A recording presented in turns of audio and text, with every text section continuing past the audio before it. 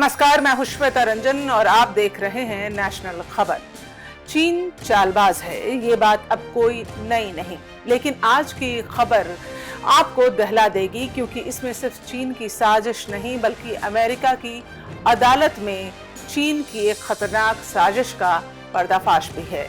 ये साजिश है कृषि आतंकवाद की। दुनिया भर में कोरोना वायरस फैलाने वाला चीन अब एक बार फिर से बायो वेपन का इस्तेमाल कर रहा है। चीन की इस खौफनाक साजिश का खुलासा अमेरिका की एक अदालत में हुआ। अमेरिका में इस बार चीन के 2 नागरिकों को गिरफ्तार किया गया है। 33 साल की युनकिंग जियन और 34 साल का जुनयोंग लियू। इन दोनों के पास से जो मिला वो किसी बम से खतरनाक नहीं, ये है फ्यूजेरियम ग्रामिनेरम नाम का फंगस। जी हाँ, अमेरिका का दावा है कि इस फंगस को चीन से अमेरिका लाया गया और इसका इस्तेमाल एग्रो टेररिज्म यानी कृषि आतंकवाद के लिए होना था। अमेरिकी वैज्ञानिकों ने इसे बायो वेपन करार दिया है। FBI के डायरेक्टर काश पटेल ने खुद इस फंगस के खतरनाक मंसूबे का खुलासा किया। उन्होंने बताया कि ये फंगस गेहूं, धान, मक्का और जौ इन सब को बर्बाद कर देता है और इससे इंसानों और जानवरों की सेहत पर भी खतरा मंडराने लगता है। सोचिए, अगर ये फंगस फैल जाता तो अमेरिका की खेती पर सीधा हमला होता। ये फंगस इंसानों में लिवर की बीमारियां फैला सकता है, बच्चों के जन्म में समस्याएं पैदा कर सकता है, यानी एक साथ इंसानों, जानवरों और फसलों तीनों पर हमला। यही तो होता है एग्रो टेररिज्म, जब किसी देश की खाद्य आपूर्ति, उसकी अर्थव्यवस्था को निशाना बनाया जाता है। और ये काम चीन ने किया पूरे प्लान के साथ। चलिए अब आपको समझाते हैं एग्रो टेररिज्म होता क्या है। जब खेती को, किसानों को, खाद्य आपूर्ति को जैविक या रासायनिक हथियार बनाकर निशाना बनाया जाए, वही एग्रो टेररिज्म है। यानी फसलों में जहर मिलाना, जानवरों को बीमारी फैलाना या सिंचाई व्यवस्था को बिगाड़ना, ये सब एग्रो टेररिज्म के तरीके हैं।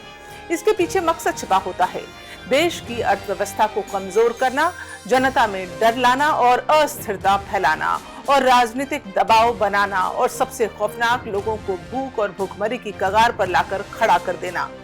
और अब आइए वापस लौटते हैं चीन की इस साजिश पर। अमेरिका ने साफ साफ कहा है कि युनकिंग जियन को इस फंगस पर काम करने के लिए चीनी सरकार से फंड मिला था।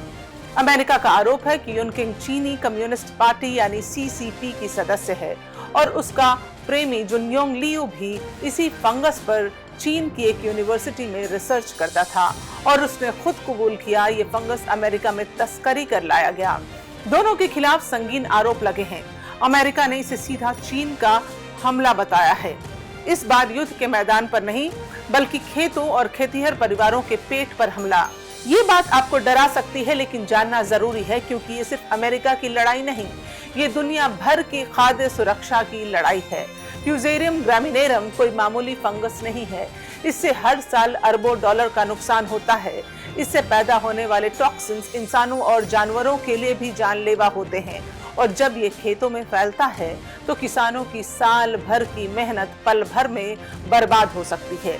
तो साफ है, चीन की इस हरकत ने एक बार फिर ये साबित कर दिया है कि वो किसी भी हद तक जा सकता है।